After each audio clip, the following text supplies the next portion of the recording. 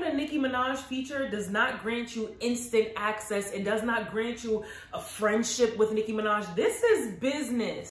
Just be single if you want to party all the time. Cynthia G makes some really valid points. Like when you first listen, it's like, oh my God, no. Who's emasculating black men? I really want to know. I want to ask that question. This video is sponsored by Body Butter, created by myself and partnered with NUTTY Cosmetics. Now, you guys already know that I do not play when it comes to my skin and my skin care. Whether I'm on vacation or at home, I'm always treating my skin to the best natural essential oils and butters. And that's why I created this butter specifically for my subscribers. This butter is 100% organic, vegan, and cruelty-free, and has a special mix of natural essential oils that I found to just give some good aromatherapy, as well as leave your skin feeling smooth with a bunch of vitamins. My body butter can be used for adults, children, men, women, and everyone in between. I like to store the butters either in my skincare refrigerator or leave it out if I want more of an oily texture. I can just smell the lemongrass and lavender right through the screen. I just love this butter and I can't go a day without it. Beautiful, soft, smooth skin is waiting for you at thenuttycosmetics.com. Just type in Eloho in the search bar and you're on your way to more beautiful skin. Love you. Welcome to my channel, mother suckers. Hey, I am Eloho, and today I have an unpopular opinion video requested by high demand. Y'all the drama. Opinions are like buttholes, everyone has them. And these are my quote-unquote unpopular opinion. Now, unpopular opinion number one. In today's society, there's really no such thing as an unpopular opinion.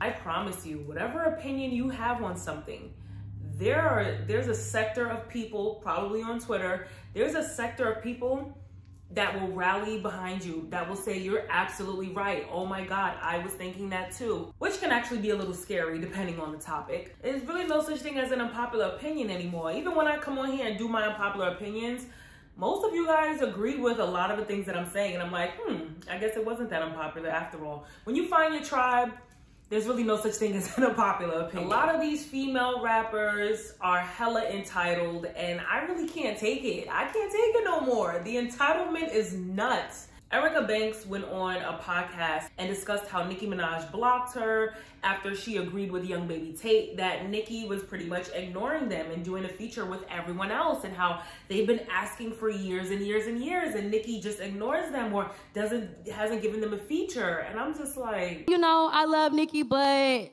I just feel like I've been trying to reach out to her for a long time, and I just feel like she kind of ignored me, and I feel like she entertained the girls who really don't even know how to rap. You know what I'm saying? And my feelings hurt. Baby girl, a lot of people don't even know who you are. You use this opportunity in which you could have promoted yourself as an artist, a rapper, you know, promote any projects you're working on, promote anything else that's going on in your career.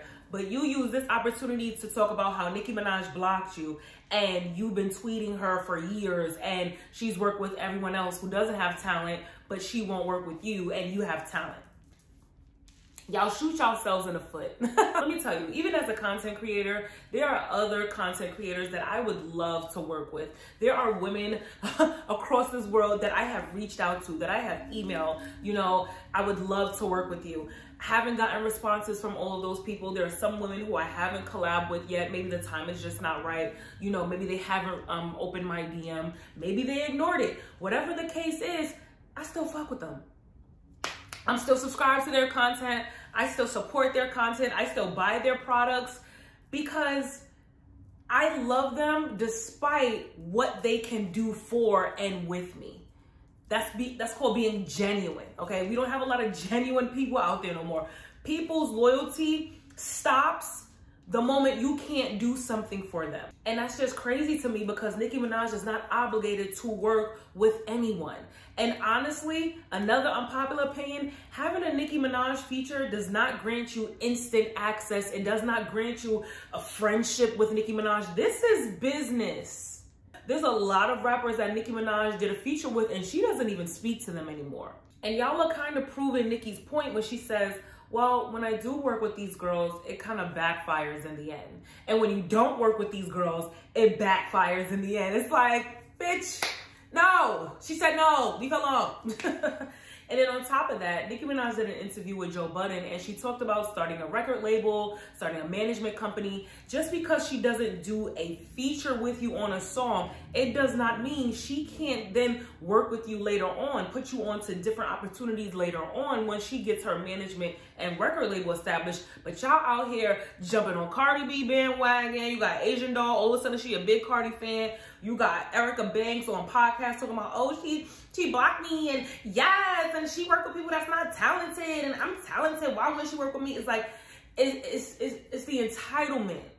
And the entitlement is really gonna fuck you over in the end. Today's video is sponsored by Jada's Luxury Beauty Supply Store, a Black-owned luxury beauty supply store in Elmont, New York. The curling custard is back and restocked. If you don't know what it is, where have you been? The curling custard works especially on type 4 hair for women who want to define their curls. It's basically like a gel. You part your hair, you comb your hair, you apply the custard, and watch your coils define. The custard is produced all the way in the motherland, honey, in Ghana, okay? So shout out to Ghana for this custard, and they are back in stock. So make sure you check out Jadasluxurybeautysupply.com or take a stop at the shop. Now, Miss Jada has been busy, honey, okay? She also launched a Chebe hair growth oil. That's right, a hair growth oil. If you're experiencing alopecia, hair breakage, dryness, hair damage, try this Chebe hair growth oil. If you're in the area, stop by and let her know that Eloho sent you. If not, go ahead and check out the website, Jadasluxurybeautysupply.com. You know, we always need something from the beauty supply store, whether it be a comb, a bonnet, braiding hair, beads, grease, whatever it is. Shop Black owned. No shade, look at Coi Leroy's new album. She dropped a new album. I liked a few songs on the album, but Coi Leroy had more, I always call her Coi Leroy. Coi Leroy had more features than solo records. I believe she only made, between 9 and 11K, her first week, which is actually great numbers for her. But it shows that there still needs to be more work, more time, more talent, more put into your craft than just getting a feature. A feature does not grant you automatic success or friendship with these people. It is business. Speaking of Nicki, another unpopular opinion, I believe Nicki Minaj saw my YouTube commentary on Nicki. Now, I did a video a couple weeks back on Nicki, and I was just completely honest. She's in my playlist, like she's in rotation, but that does not mean that I can't have a real conversation and say, okay, Nicki, but these are your patterns. And this is what, the general public is saying when we say the things that we say. This is how you treated Kim, right? When it was your time to shine, when you were the new girl on the block. I would say 90% of the barbs that watched that video, you guys actually went in that comment section was like, damn, I hate to admit it, but this is true. And there's nothing wrong with that. Like, Nicki is a human being, right? She makes mistakes just like us. But Nicki saw my video. Like, unpopular opinion, Nicki saw my video. When I saw Nicki do the Joe Budden podcast, that was one of the realest interviews I've seen Nicki do. She gave Lil' Kim her props. She talked about being a Black woman. That was one of my main points, was that Nicki wasn't necessarily, raising her Black woman flag until Cardi got into the game. And then it was, okay, Black woman versus Latina. But before, just go watch the video if you want to see my commentary on that. But when she did the Joe Budden podcast, she even corrected herself a few times. It was like, let me make it clear. Like, I am a Black woman. I stand for a Black woman. And it didn't feel like pandering. It really felt like this is a moment in time where it is Nicki is comfortable with her Blackness and comfortable saying, okay, yes, these are specific issues that Black women face. Maybe not everything she agreed with, but my commentary gave her some type of understanding as to what people see in terms of Nicki versus Cardi. I thank God every day for my braider. I thank God every single day. Unpopular opinion, y'all knew braiders and hairstylists. What are y'all smoking? What are y'all? I don't even click on y'all stuff, to be honest. I got my girl, I'm good with my girl. But when I see reviews, when I see story times, when I look at, when someone goes viral and they post like this client information, I'm just like, what are these girls smoking? There's a misunderstanding here between braider and client and hairstylist and client. So y'all want us to come with hair wash, blow dried, flat iron. Some of y'all are texturists. Y'all don't even take type 4C clients because you're saying our hair is too thick. You know, you want the hair blow dry, flat iron, not 4C. Buy the hair, buy the accessories. I understand buying the accessories, but buy the hair, buy the accessories. Be early for your appointment. And even if I'm an hour late, it doesn't matter. You need to sit there and be early. There's a chance that I might cancel the appointment and you can't get your money back. Like, the rules are insane to me. Why y'all doing that to people? What we do to y'all? A lot of women are actually learning how to braid their hair because of the experiences with braiders and hairstylists. It's just unprofessional. It doesn't make sense at all. Like, solo traveling is highly promoted on all these travel apps and travel pages, but right now is not the time to be solo traveling, especially as a Black woman. Do not, if you can, take a year off from solo traveling. Y'all know I have a spirit of discernment. I'm warning you now. It's not a safe time right now to be solo traveling. Honestly, when is it ever? Solo traveling is always going to be a risk, but the violence and the crime rate is incredibly skyrocketing due to COVID-19. Just violence and mental health issues is on the incline. So please be careful. There was a story that a woman shared with her experience going to Tanzania. You know, going to another country where you don't speak the language, you're completely by yourself, the government is shitty. You gotta be really careful because sometimes even the police or the security can be in on things. So even if you could just get one friend to travel with you, don't travel alone this year. Colorism, though evil at its core, I actually appreciate that colorism has shielded me from a lot of fuckery and a lot of toxic men. I'm not gonna hold you. The fact that they despise dark skin has actually protected me. The amount of ain't shit niggas that just flock to their light, you know, their lightness, it's unfortunate. Tachina Arnold might as well have said, Black women, we need to stand up and fight for Black men. Now, Tachina Arnold comes from an era and generation where women fought tooth and nail for their ain't shit men. Like, she comes from that generation. And she goes on Twitter and she says, you know, Black women in America, what can we do to stop the aid of emasculating Black men in America? And the tweet didn't go well because we live in a completely different time. Women are not to be held accountable for men's actions. I don't know if she didn't get the memo, but there was a man who answered this question perfectly. I'll post it here. Thank you, but that's not your responsibility. It's not your responsibility to fix the image of Black men. Only they can fix their own image. We come on here and we talk about the media. We talk about how Black women are portrayed, right? We talk about how we can fix those things. You don't really see Black men aiding in their own. Males with mics, the males with podcasts, this is their season, okay? Everybody got a mic, everybody got a camera, and everybody got something to say. Instead of speaking on how they can fix their image in the emasculating of Black men, they're emasculating themselves. If you consider wearing a dress emasculating, right? They do it to themselves.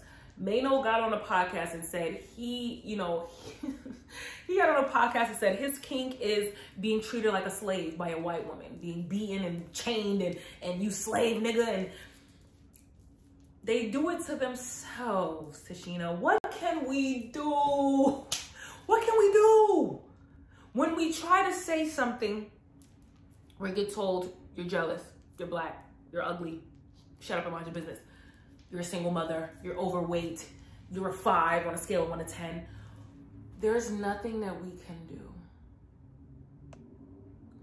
They're the only ones that can fix their own image, and to continuously put that pressure or that requirement or that duty on Black women, it's not fair. And yes, she got dragged, yes. I love Tachina Arnold, but that tweet wasn't it, baby. You were basically saying Black women fight for Black men because they are being emasculated. No, they emasculate themselves. They aid in their own emasculation. Who's emasculating Black men? I really want to know. I want to ask that question. Who's emasculating them? They'll say it's Black women, but then they go and pick non-Black women who do the same exact thing, if not worse, Toby. So you can't blame Black women for this. You can't blame the media no more because Everyone has their own media. These males have their own mics, their own equipment. They're in charge of their own media. Content creators is up right now, and they're creating their own content. They're in charge of their image, and this is what they decide to do with it. Out of all the males with mics, there are a few podcasts, and I'll actually say men with mics. There are a few podcasts that I consider men with mics who actually speak on brotherhood, who speak on family, who speak on building, who speak on wealth, health, finances, and what's going on around the world. There's a few of them. They're out there, salute to those men, but there's a few of them. The loudest ones are the ones that, y'all know the ones. The light-skinned Keisha drops a video and she says that if her man calls her, she is leaving the club, she is leaving the party because her man called her and she needs to go because her man called her. I did a poll on my Instagram and I asked, you know, are y'all gonna leave? Are y'all gonna stay? Most women said they're actually gonna stay with their friends even if their man calls. Unpopular opinion. I'm out. There's levels to this, right? If we're just at a party, we're at the club, we just chilling, I'm out. Now, if it's a birthday event, if it's a wedding, so it's something important, if it's a party or celebration of significance, yes, I will stay. Don't even call me, because you know how important this is. Don't even call me. But on a regular, I'm like, what am I staying here for? Like, what am I staying here for? Somebody please explain this.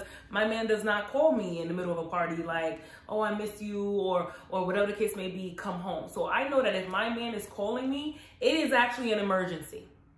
I'm leaving because it's an emergency. Something is going on. He does not do this. So I need to be there. So I'm out. But then I saw another post which is similar to this. Single women don't understand women in relationships can be out at 5 o'clock in the morning. And this is a conversation that I had with one of my friends. And I would again say that maybe I have an unpopular opinion on this, but after a certain time of night, there's really no reason for either party, unless you're working, to be out, especially on a consistent basis. Like, just be single. It's okay. You want the party life. Unless your partner is also down with the party life, just be single if you want to party all the time. Like, because I'm not going to be in a relationship with a man that comes in at 5 o'clock in the morning every weekend, not with me. I'm in a serious, committed relationship. You're not. You want to be single. You want to be outside. So be outside. What is outside at 5 o'clock in the morning for someone who's in a serious, committed relationship? Tell me. Tell me what's outside at that time at a party. Drunk people looking to fuck. That's what's outside. So again, if it's not a friend's birthday party or a celebration of significance, I really don't see the purpose of someone that's in a serious, committed relationship being outside partying and drunk with strangers. I don't see the significance in that. Again, I'm 30, so it could be that I don't see the significance in that. You know, if you're 21, you know, you might see the significance in that.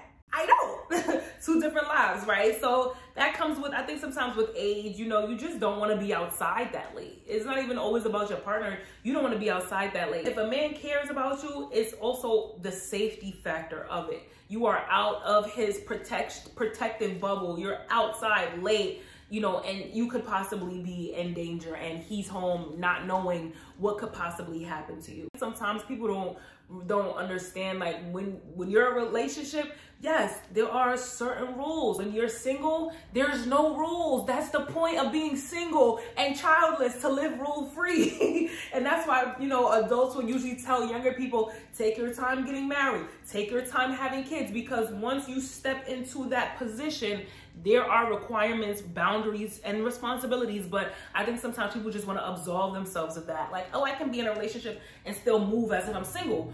Just be single if that's how you want to move. You got to be mindful of who you going out with, who you partying with. Are you partying with somebody who's single like you, child-free, carefree, you know, that need to be your squad. That need to be your squad, and that's okay. I don't get mad at women, especially at this age. I don't get mad at women who are tired, they want to go home, bored, they want to go home, they miss their partner, they want to go home, child at home, they want to go home. Like, we grown. We grown. I'm not, if that's what you want to do, that's what you want to do. I'm grown as fuck. I'm not mad at nobody for doing what they want to do at this point in life, but, you know, that's just me. Now, the Drewski video. Take a shot. Take a shot. Oh, she bullshit, bro. That baby ass shot, bro. You ain't even pouring a real shot. Keep going. That's a regular shot. I got the same amount of mine. I got the same amount. Nah, you got the whole shit. Y'all already got to catch up, cuz. Y'all already got to catch up. Finish the rest of that. Finish the rest of it. Crazy. Oh, yo, that's some demon time, huh? Drive the boat. You gotta drive it. Make sure they see it. Drive they see it. Hey, look.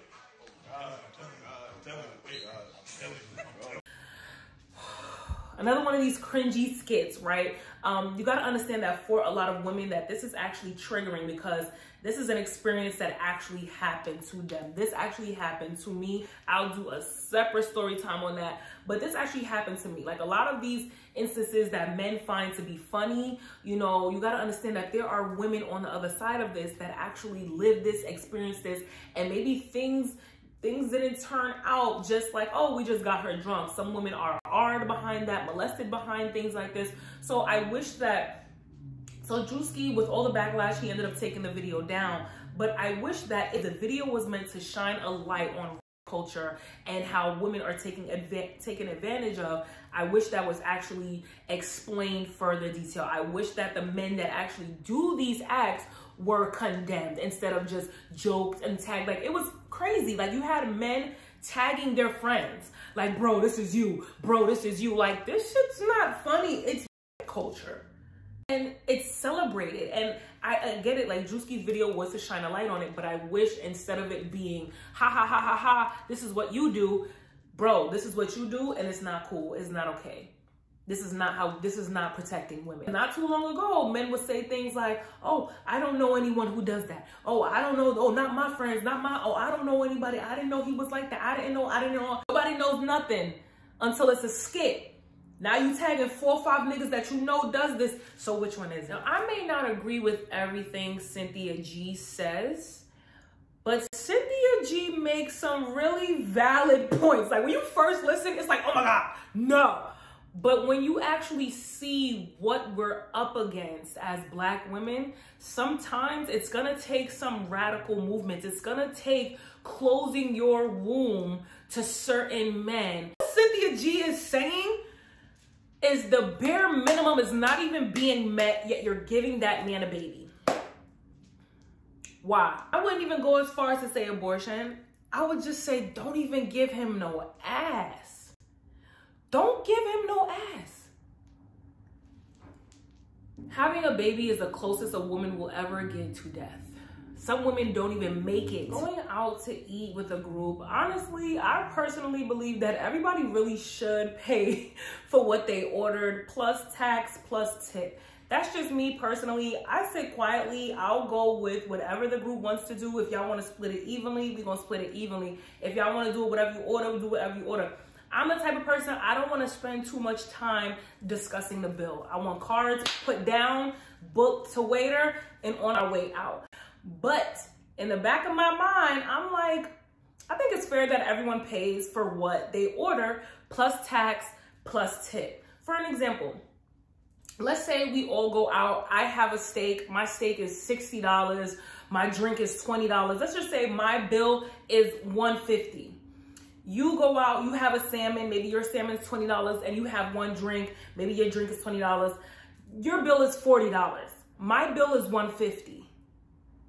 Why would I expect to go half? Like, I just really, honestly, I never understood that, but I don't like drama at the table. So I will pay whatever. I will do whatever the group want to do. Don't get me wrong.